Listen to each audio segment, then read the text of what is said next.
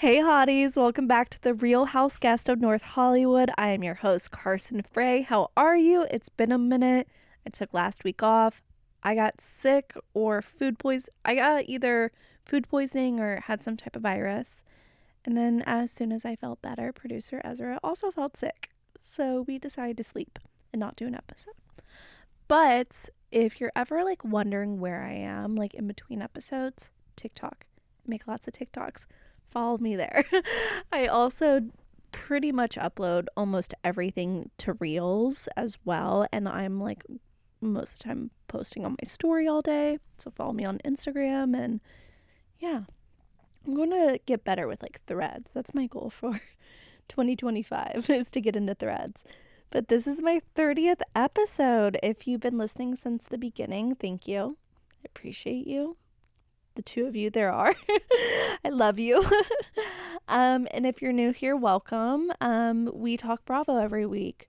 Once a month we do a book club. This month we are doing Most Talkative by Andy Cohen. And the book club is with my grandma, who does not watch Bravo, but she's a big reader. So those are some of my favorite episodes. And we have some other cool, fun stuff coming up in the new year, you guys. So I hate to be stay tuned, but stay tuned. Fun stuff coming. Okay, so this episode we are going to talk RHONY, Real Housewives of Salt Lake City, Real Housewives of Beverly Hills, sold on SLC, which is a new Bravo show that just premiered this week. We're going episode 1, season 1. Let's go. And my all-time favorite Bravo show, Southern Charm, is back, baby. So let's just jump right in. So with RHONY, the episode, so it's called Strictly Ballroom. So it opens up a sigh. We see she kind of just explains her injury.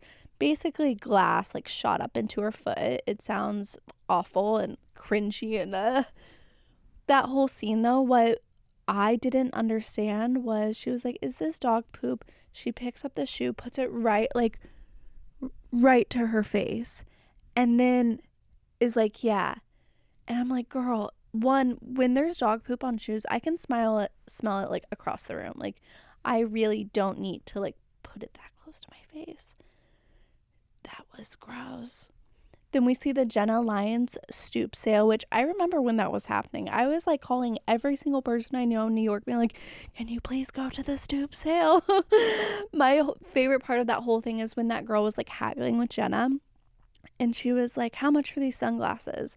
Jenna's like, $20. They're J. Crew. And she goes, J. Crew? No, 10. That girl is an icon. Also, I don't get why Jenna, when she was like, I'm not a store, I can't send water down. Jenna, I think you can afford to buy some water and have your assistant walk down and hand out some water. Girl, you're charging an entry fee. You can't give water. What is that? She said the entry fee was to ensure people there were actually shopping, but you don't need that money. Come on. Then we see Raquel and Aaron get dinner, and Aaron basically blames all the drama on Brynn, just embellishing. And she took no ownership, which Aaron's so close to almost being a good housewife, in my opinion. If she would just take ownership and kind of apologize and be like, Brynn did this, she does this, da-da-da. And yeah, I messed up. I feel like she would be a lot more likable to the audience. She'd be more likable to me. Then they talk about Raquel's engagement dinner. They make up. They talk about Raquel's engagement dinner. Aaron is so straight, but not in a cute, oh, it's kind of adorable way. In a very not endearing way. It's you were so straight. Oh my God. But I love the theme of the party. It's ballroom. And it's very New York. It feels very true to them as a couple. I loved Raquel's outfit. I love how Bronwyn made a whole thing this season on Salt Lake City, being two people have this coat, me and Rihanna. Raquel saw it, she's wearing it, and then I saw a TikTok with Brittany wearing it. I think there are a few of that heart coat, which is fine. It's totally fine. It's kind of the the unique coat is actually not that unique. RHOBH looks good. Like, my roommate and I watched it together, and she was like, oh my God, Jenna looks amazing. But Jenna's so different than what we see. I think we were like, holy shit, she looks like she's dressed like Brynn. RHOBH, though, to me, like, I would see her cross the room in like a dark nightclub and like fall in love. I would probably do that with Jenna, though, too. I would do that with RHOBH, Jenna, but no one else. I like watching RHOBH and Jenna interact together. I saw before the other women got there, they have a cute little friendship when, like, Jenna was like, RHOBH, take your bra off, and, like, it'll look better with the outfit, and have them walking for each other. Like, I like their back and forth a lot. Jessel's outfit was good. Brynn was acting like it was so terrible and not amazing, and that comment was mean, especially because Brynn's outfit is not anything special. Oh my God, Jessel saying she has a fupa. I loved it. Fupa representation, Jessel. I loved it. Mel is so cool and just like hot during the party. Like anytime she was on camera, I was like, Mel, will you be my mommy Mel? I love her. Oh my God, Abe and Aaron. I love it. Now, I do think they could have done a little bit better. I think they could have put in some more effort. I think Abe, like, I love that he's willing. Now, I do think we're giving straight men, like, just basic. You're like, oh, you're doing, like, a basic fun human thing. Like, flowers. I think he could do better. Andy Cohen. What if we get a drag queen? I know you're friends with Rue. Get one of, like, the Rue girls. And, like, give Abe a real drag makeover for the reunion. I think it's a great idea. I think Abe would have so much fun. Aaron's drag king look it's okay. But, again, get a real drag king. Put Aaron in a drag. That would be really cool. Because it's, like, almost giving. It just needs more, like, glam. You know, like, actual glam. Not, like, Aaron's straight girl glam. That's not glam. She needs gay... Abe needs gay glam. That's exactly what Abe the babe needs gay glam. That's a tongue twister. I feel like I'm always finding new tongue twisters, like in the middle of doing a solo podcast. Jessel, though, her outfit is giving ballroom way more than Brynn's. Overall, the whole scene, I just love the queer representation it's giving. It's very New York in a way that Real Housewives of New York never, like, actually goes. And I love when Mel, like, gives the toast and, you know, says it's a privilege to be in Raquel's kids' lives. It just, so sweet. Raquel seems like the coolest mom, though. I want her to be my mom, and I want Mel to be my step-parent. Okay, so then we see Brynn, and she's writing a self-help book. Now, I like this scene. It got a big response online. She opened up about, like, past essay. I wish Brynn was opening up to the other women. And I wish she was vulnerable the way she is with producers and confessionals with the other women. Because that is the missing piece of Brynn. Brynn feels way too self-produced and, like, just villainous this season. And I think it's the lack of vulnerability with the women. And this, we as the audience see why the wall is up, but I think she needs to show that to the other women. Okay, and then Sai meets up with Raquel, and she's like, oh, do you want ice in your tea? And Raquel's like, yes. And she's like, well, I don't have ice. Just a little moment I loved. And then Brynn and Aaron meet up to volunteer at City Wheels. And basically it just all comes down to, like, everyone's fighting, but they're going to Puerto Rico. Overall, I like this episode more than I've liked the other episodes in RHONY, you know, this season. Obviously, RHONY's not, you can't compare it to the other shows. It's not on the level, but it's not as bad as everyone's saying. And I think what we're seeing with Raquel and Mel is so cool. They're worth, you know, keeping going with RHONY. I think they just need to a few casting switch-ups, and this show could be really good. I really do think Erin, if she wants to stay on the show, or if they keep her on, if she is less defensive and owns her shit more, she would be a much better housewife. Let's talk Real Housewives of Beverly Hills, episode 3, Life's a Peach.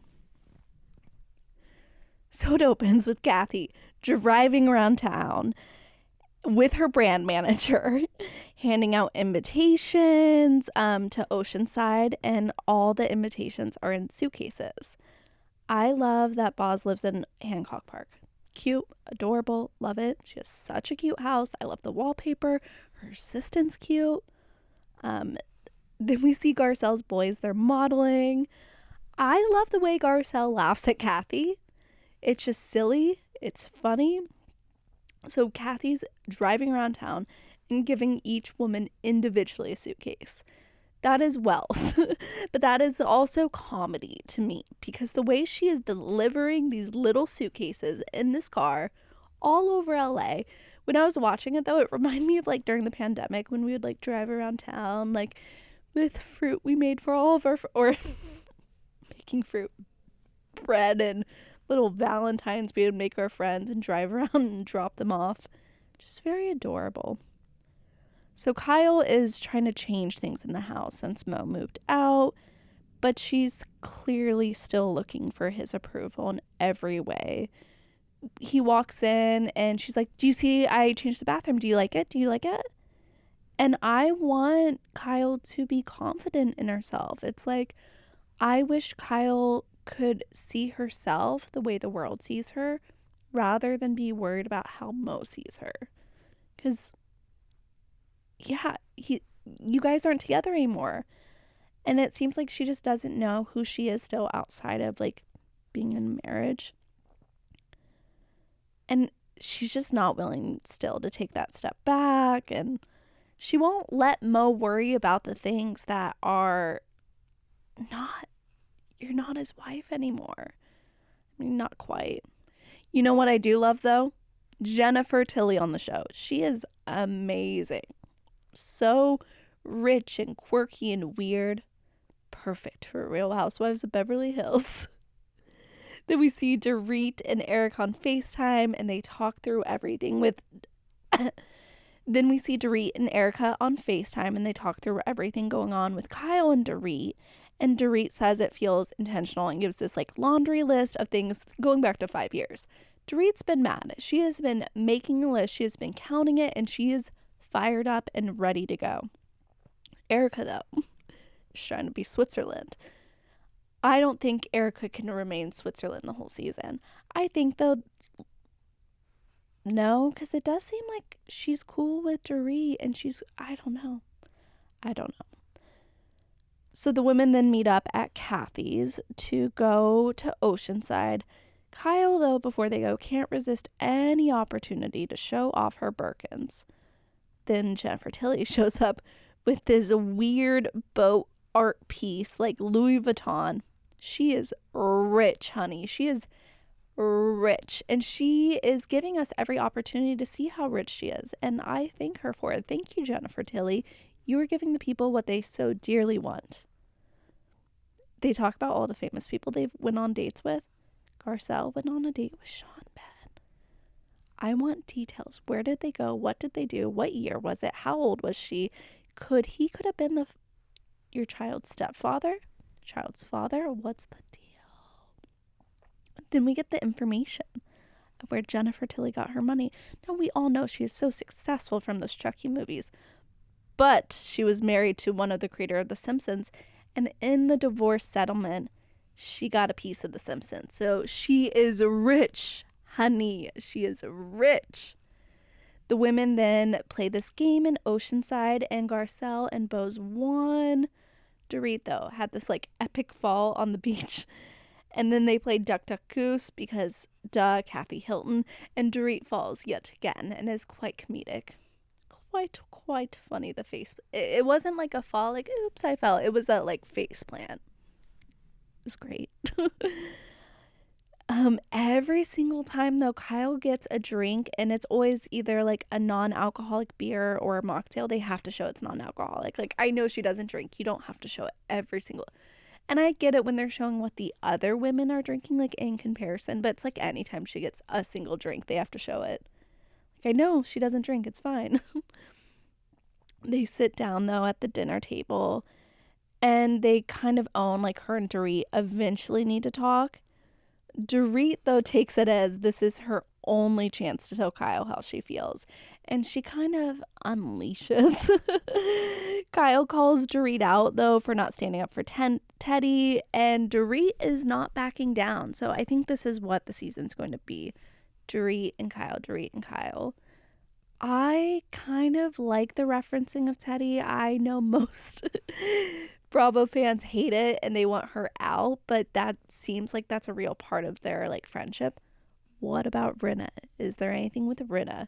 Could we get Rinna back on the show? Overall though, I love kind of how the ensemble's fitting. We're still early on, but I hope it's not this the whole season. Beverly Hills loves to take one thing and drag it out the whole season. So we will see. Carlos King, though, said today that this whole divorce storyline with Dorit is fake, that they're really just broke and having a divorce about this, but this is like a whole thing to make it like, you know, just easier, but interesting.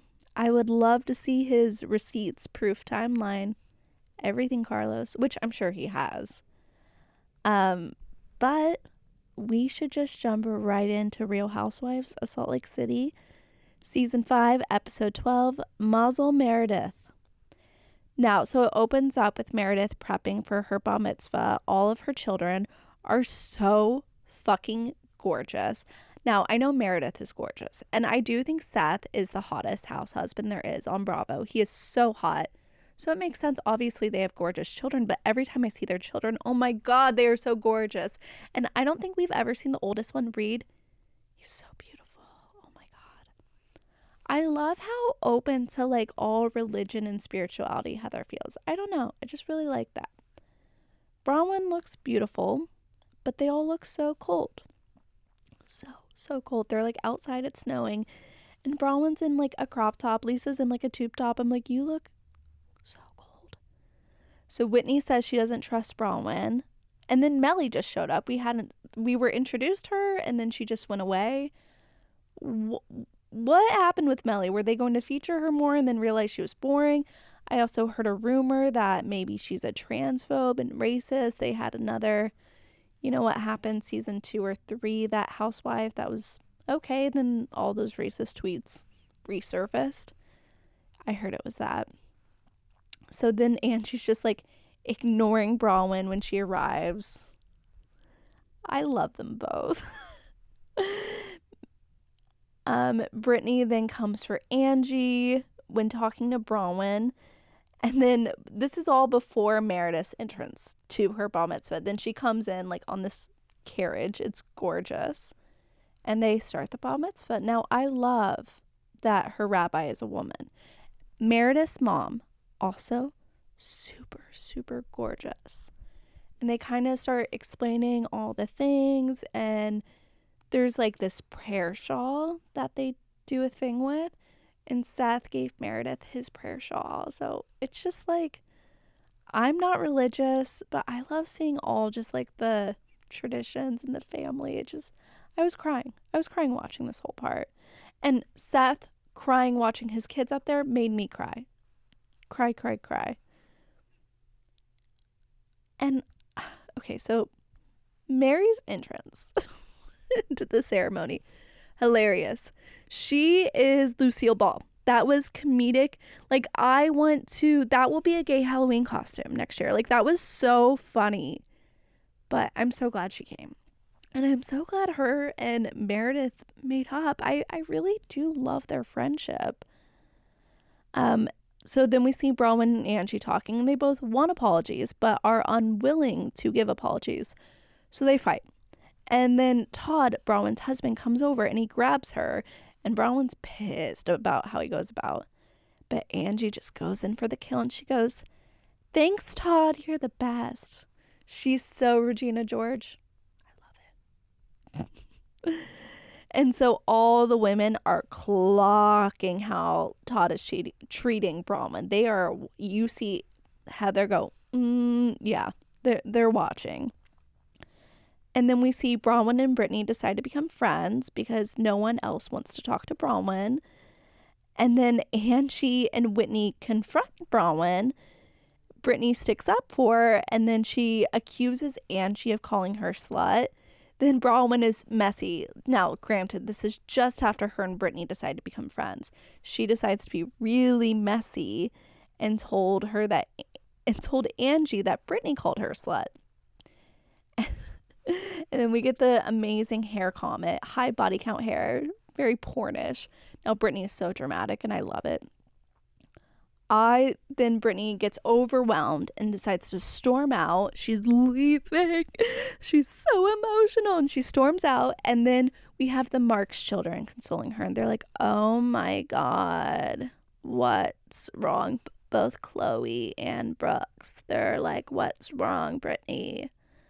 Mom, can you talk to your friend? She's crying." The whole family's the same way. It's amazing. Brittany tells Meredith what happened. So Meredith sticks up for Brittany, and she goes and gets security. She loves to throw people out and get security. Poor Sean. And then we have Lisa Barlow truly being the voice of reason. You know, it's Angie versus Meredith. And finally, though, we are getting a Lisa Barlow vacation. That is what I've been waiting for. It is what I'm ready for. Overall, though, I now see why Angie's in first seat. I get it. Bronwyn's using Brittany for screen time, and I don't blame her. Mary Cosby, though, she is comedic gold, but also best lead dramatic actress. She is giving us every bit, all the bits and pieces, vulnerability, funny, fashion, all of it. Like, Mary Cosby really is that girl. I love her. And I also loved seeing something so, like, a religious ceremony. Like, I learned a lot and I loved it. Now we are going to talk about that brand new Bravo show, Sold on SLC. Episode 1 is called The Jen Commandments. So it kind of feels like Secret Lives of Mormon Wives and Real Housewives of Salt Lake City, plus real estate put together in like a Bravo version. And it opens with a company meeting. Jennifer seems to be our head bitch in charge. We are meeting everyone kind of individually. I love Tyna. She's my favorite. She's a Black lesbian single mom. She's beautiful. She's ex-Mormon. Then we also have Malaysia. She's back to the brokerage, back in town. She's LDS, but she drinks. Can't wait to see how that works. Then we have Kenny, who seems like a massive Mormon. And Tyna has some good shade. I think she's going to be a really great, like, reality star. She seems like probably one of the better real estate agents. We meet Sarah, who's this beautiful Brazilian woman. I knew she was Brazilian before she even opened her mouth. So her husband owns another brokerage. And kind of what this episode is setting up is that his agents are stealing from, not Sarah's agency, Jennifer's agency that Sarah works at. And of course, guess who Sarah's client is? Lisa Barlow. Now, we saw Sarah at Lisa Barlow's Bezos party at the beginning of the season. Now, Lisa Barlow seems like one of the bougiest real estate clients, which is why I love her. Why I want her on Housewives. She lists all the things she wants, and then Sarah just goes, yeah, you gotta build that house. You're not going to find a house with a built-in, like, spray tan station. Then we see Matt, who's like this real estate agent who seems to be like not very good. Him and Tyna sit down for a chat. So Tina's like, so you're running around telling people I don't believe in God and I hate Mormons. And obviously they're in Salt Lake City. She's like, you cannot say that. You cannot take my business. And Matt is scared. He's like a sad little puppy. He's like, okay, yeah, for sure. And she's like, I think this is why I just lost a deal. And then we see a flashback to something a year ago. And I want to know, is this from their sizzle reel? Did they have like a deal with another network? I want to know. So then we get more information on Jen. She grew up Mormon. Hi, Nance. So we get more information on Jen. She grew up Mormon, but is definitely no longer Mormon. I love seeing the houses though already. They're gorgeous. They're big.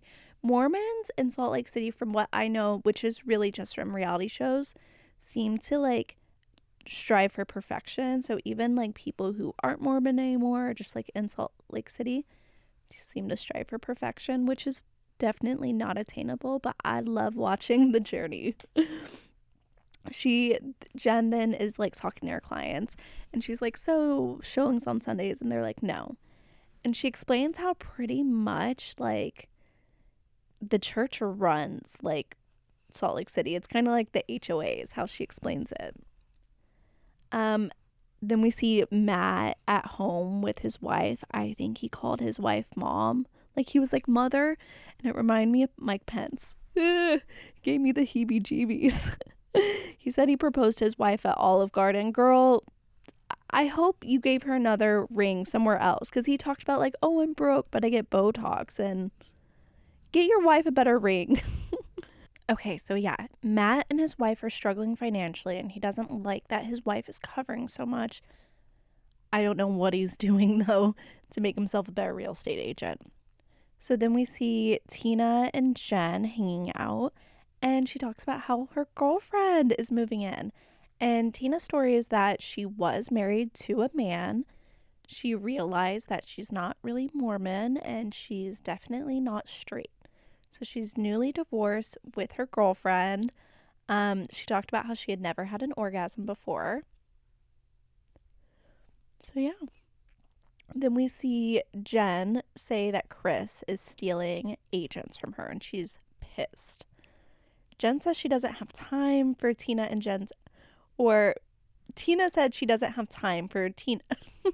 Jen, I'm still learning these people. So Jen, the company owner, head bitch in charge Jen, doesn't have time for Tina and Matt's like antics and fighting.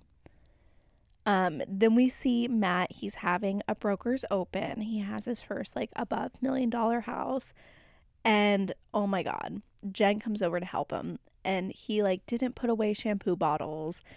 She has him like moving the rug around because it's all messed up. He didn't even put away the cat litter. Like there's no back steps. Like Jen's like, your brother-in-law is not setting you up well to sell this house. And yeah, he is taking advantage of him. So then Sarah gets there, and she confronts Jen about things being weird. It's awkward. It's like not really the place to do that as well, but I guess they are on a reality show. And then we see Jen at her house. She says all the houses in Utah are all white, so her house is black, and it's beautiful. It's a gorgeous house. She's child-free. She was married for 8 years before.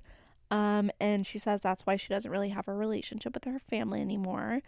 And then we see Jen go to Sarah's house to talk to Chris, and it ends on a cliffhanger. So far, though, I really like the show. Now, it's not like, oh my god, I love it, because I don't know these people yet. We have to get to know them. I think Jen is a firecracker. I think Tina is made for reality TV. I love seeing the houses, and I love anything Salt Lake. It seems so weird to me. I love it. So yeah, you guys should watch it. Like I highly recommend. But you know what I really do recommend? Southern Charm. Season 10, episode 1, baby. It's called Raising Cain. So, first of all, I want to say Madison is so hot. Her husband is so hot. That opening scene, I absolutely love seeing them together. Did not need to see Shep's butt. I would have been fine without seeing Shep's butt. And then we see the boys getting ready to get together to go down to Hilton Head. Then we see JD walking with a cane. Now, having a cane for a very minor injury is very on brand for JD. I think he is representing right there every man who thinks he's dying when he has a cold. Why does Vanita like JT though? I know so many girls like Vanita, and it's like, why do you want his approval? You are so cool. You were so interesting. You don't need him to like you, so stop it. Stop it, Vanita. Ugh. Like, you're so cool. Austen then announces he has a girlfriend. The Pookie thing is very cringe. Very, very cringe. Like, it's just, yeah. And then Shep talks about how he went to Costa Rica to do ayahuasca. Men will do anything but go to therapy. So Shep hasn't really been hanging out with Austen and Craig because they kind of gave him the silent treatment with everything that happened at BravoCon. If you don't know what happened at BravoCon, basically Shep got blackout drunk the whole weekend and was just a hot mess. Then we meet the new girl, Molly. I am obsessed with her. She seems to have a big history with the group, which I like. She used to be a model, but is having some thyroid issues. So she's gained weight, which when she said that, I was like, you gained 45 pounds. You looked like so tiny still. She's so cool. She used to sex with Craig. She's kind of dating Whitney. She's 36. She looks like she's 25. She's so cool. Like, I love Molly. I'm excited. I haven't been this excited for a new cast member on Southern Charm in a while because I feel like, yeah, y'all got it right with her. So Craig is such a gossip, but you know what I realize? He's not just a gossip. He is spreading the gossip. Shep then opens up with the boys about how he feels like they abandoned him. Because it's not like, I think they were trying to set boundaries, but they didn't say like, hey, Shep, I'm setting a boundary because of your actions. They just like ghosted him. And then Craig is like, it affected my business.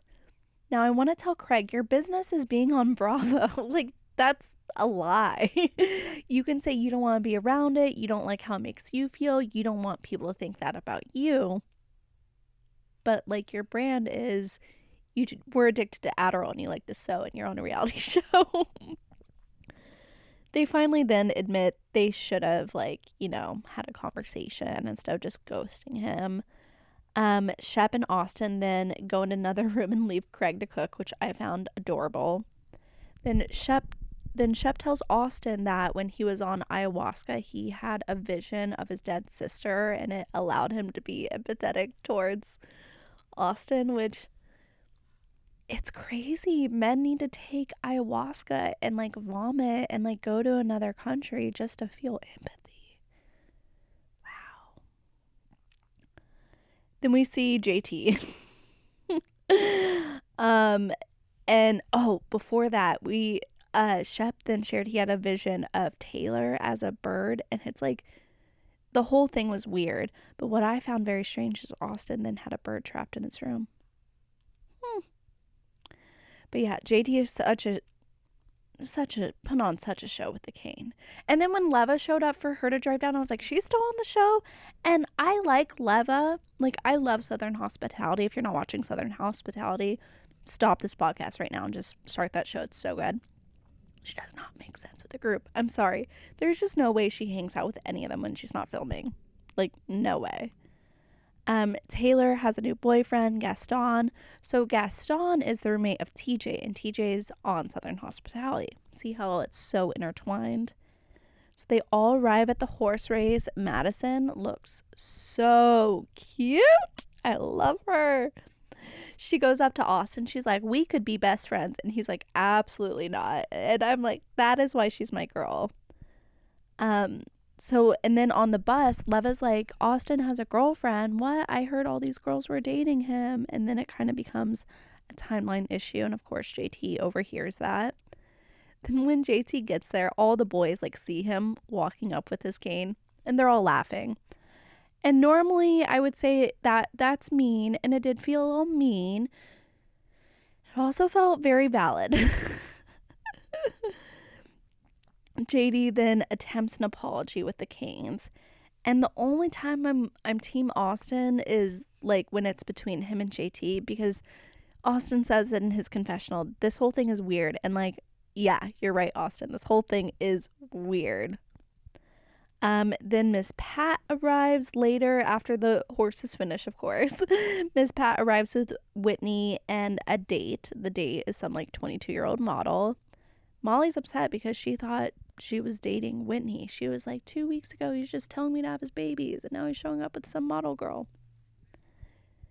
Oh my God, Shep and Taylor talked, and it was so insanely awkward.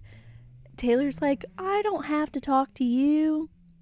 Girl, you kind of do. You're on a show with him, and Southern Charm is Shep's show. I'm sorry, Taylor, I mean, you're not terrible. I would rather Olivia. But it's Shep's show. Oh my God, then we meet Ryan, who's a new cast member, and his husband. So I guess he's a friend of Miss Pat's, you know? Which is interesting. And then, yeah.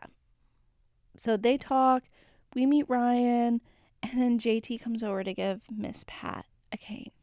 And she is insanely, like, offended, as she should be. That's so rude to do. And yeah, everyone's pissed. And then on Watch What Happens Live after, it was Madison and Fortune, which I love that. And just such a I'm so excited for this season. Now, I like that the boys make up quick, but I did like that we opened on the drama with the boys because they are the center of the show.